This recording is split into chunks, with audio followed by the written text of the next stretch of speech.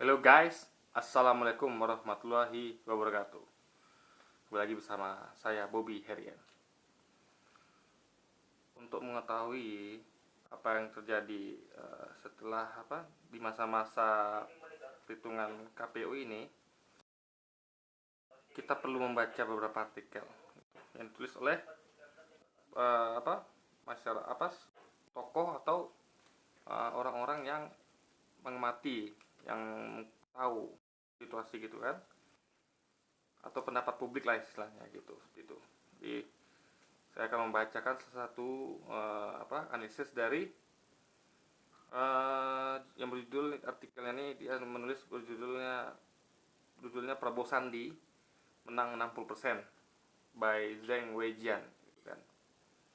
Jadi guys, sebenarnya saya mau buat video ini di kemarin gitu, saya sudah catat artikelnya, cuman saya kan berusaha juga menganalisis, mengcompare gitu kan. Kita kan kalau ada artikel itu kita harus mengcompare gitu, melihat yang lain, mengkaji benar tidak. Saya kalau baca artikel itu, poin saya adalah pertama, saya setuju dengan isinya, saya nilai itu benar, baru saya cek data yang disampaikan dalamnya. Seperti ini di dalamnya ada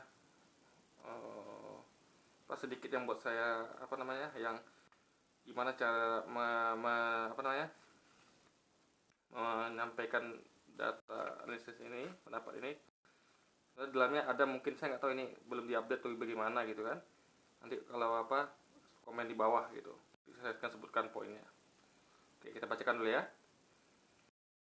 Pilpres 2019, Jakarta tenang, sepi, tidak ada preman baju kotak-kotak merusuh. Di setiap TPS hanya ada seorang polisi, gak ada tentara dan laskar-laskar penjaga TPS. Semuanya berjalan smooth. Pukul 11 siang, exit poll mulai muncul. Semuanya menangkan Prabowo Sandi. Siangnya, saya putuskan bergerak ke Kemang Village. Rabu Biru terakhir digelar di sana. Andi dan Nur Lea ikut. Tiba-tiba, seorang Taipan menelpon. Dia bilang, "Lo dikerjain. Saksi-saksi di daerah sudah diguyur. Media dikuasai. Ntar hasil quick count dirilis dengan angka 58-42. Paslon 01 menang." Saya kira dia bercanda.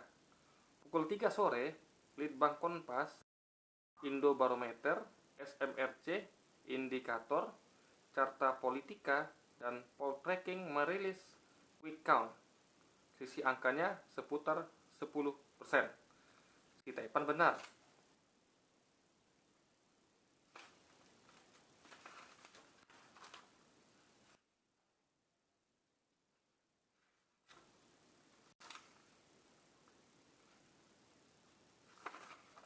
Bentar guys ya, ini agak sedikit ini setengah. Lalu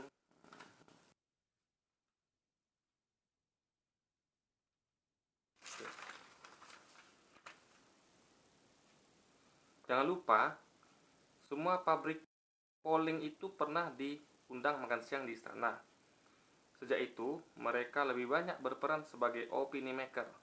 Hanya CSIS. Nah, di sini guys. Jadi di sini saya cek datanya, CSIS ini justru sama dengan yang lain gitu. Mungkin saya kurang paham juga, mungkin Pak Zengjian bisa atau yang tahu ya, tolong komen di bawah jelaskan. Jadi ini yang buat saya belum buat video ini kemarin gitu. Sebenarnya kan saya buat kemarin dan tayangkan di upload dari pagi gitu kan.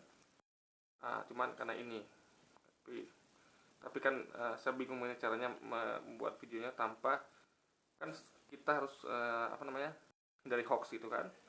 Nah, makanya jadi saya memutuskan untuk tetap menampilkan data ini, tapi tidak harus menjelaskan kalau data ini nih, kalau saya baca di itu tidak benar. Tapi bukan berarti satu ini tidak benar membuat yang lain tidak benar gitu guys. Mungkin ada kesalahan gitu, teknis saya kurang paham juga. Mungkin ada data yang beliau punya, CSIS yang mana gitu kan. Karena gini guys, dimana saya menilai ini tidak krusial, karena tanpa beliau tulis CSIS ini, ada saya lihat dari sumber lain tuh memang ada beberapa lembaga survei yang yang memenangkan Prabowo Sandi, ada sekitar 4 gitu saya lihat.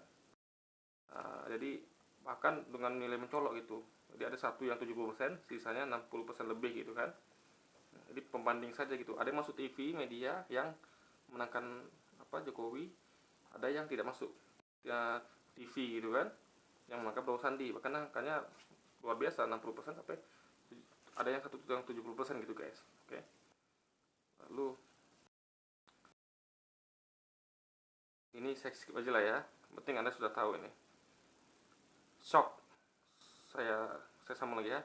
Shock, saya banting setir, gak jadi ke Kemang Village, putar arah ke Kertanegara 4. Pas komandan dan Dasko tiba di lokasi. Di dalam kediaman Pak Prabowo sudah ngumpul begitu banyak tokoh: Amin Rais, Rahmawati Soekarno Putri, Jenderal Joko Santoso, Suryo Prabowo, Rio, Ahmad Muzani, Sandiaga Uno, Mpok Nur, Ustadz Sambo, Said Iqbal, Erwin Aksa, Putrajaya, Nino Warisman, dan lain-lain. Semuanya bahas soal quick count itu. Debat digelar. Jokowi euforia. Saya beroposisi gundah, merunduk. Moral nyaris ambruk. Anehnya, mereka tidak bahas hasil survei. Ini TCS lagi sini. Tapi saya sudah sampaikan kan. Anggap saja ini saya belum paham juga. Anda bisa komen di bawah, ngasih tahu, memberitahu kan. Tapi yang seperti saya katakan tadi kan, ada 4 lembaga survei lain yang tidak tayang TV untuk mainkan ini gitu. Ini saya anggap masih ragu-ragu kita pakai yang 4 tadi itu kan. Nah, selisih angka 10% tidak masuk akal menurut saya guys. Paslon 01 dinyatakan menang mutlak di Madura. Selisih angka ini 2 kali lipat dari perolehan Jokowi JK tahun 2014. Artinya Kiai Ma'ruf lebih hebat dari JK dan Sandiaga Uno yang lebih buruk dari Hatta Rajasa. Dukungan Ustadz Abdul Somad, Habib Rizik Syihab, dan semua ulama tidak punya efek apapun.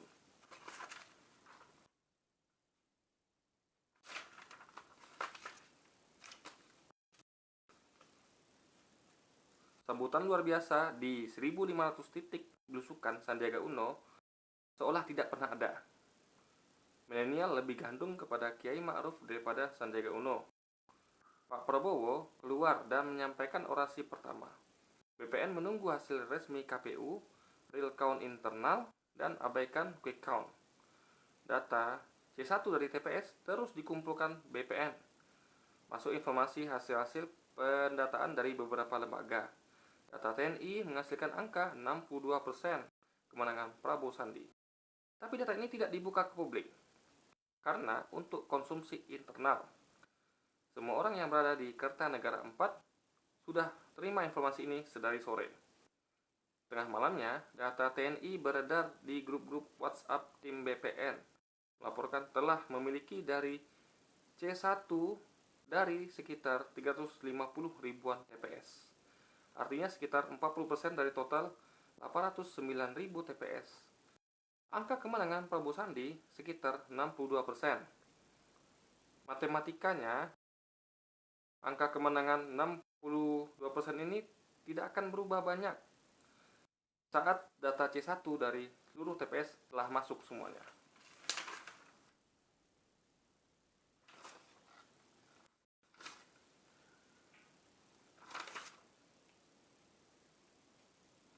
Berdasarkan data ini, sekitar pukul 8 malam, Pak Prabowo keluar dan memberikan pernyataan kemenangan. Pecah suara isak tangis dan takbir semua relawan yang hadir. But the war is over yet. TKN belum mengaku kalah. Semua relawan pro perubahan mesti kawal, hindari provokasi.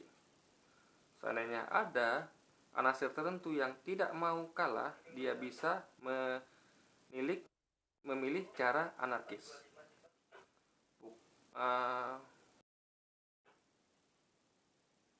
Bakar satu objek vital negara, serbu glodok atau jarah pertokoan. Aksi ini trigger amuk massa. Sorry guys, agak tulisannya soalnya saya nulis pakai tangan gitu kan. Saya punya HP cuma satu gitu. Aksi ini trigger amuk massa tak terkendali. Penguasa sibuk merilis darurat sipil. Penguasa bisa merilis darurat sipil. Pemilu dianulir, DPR RI dibubarkan. Tapi harganya tinggi. Belum tentu sukses. Mata internasional sedang fokus memperhatikan Indonesia. Meleset sedikit, angkatan Amerika di Darwin bisa bergerak.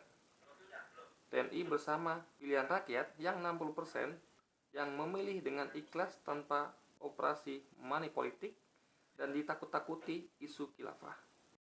Dengan angka margin seperti ini, sebaiknya pihak-pihak tertentu segera loncat pagar dan berdiri di barisan rakyat mayoritas itu. Di end. Jadi ini di sini kita ambil hikmahnya guys. Jadi Anda bisa kembangkan sendiri gitu. Analisis sendiri gitu kan.